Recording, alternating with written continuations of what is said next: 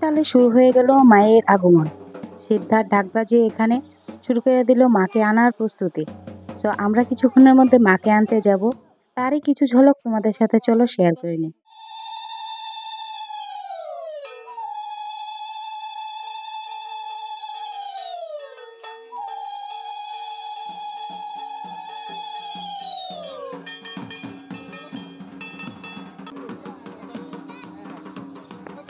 আর তোমাদের সঙ্গে শেয়ার করব মায়ের পুজোর সম্পূর্ণ ব্লগ কিছুক্ষণের মধ্যেই।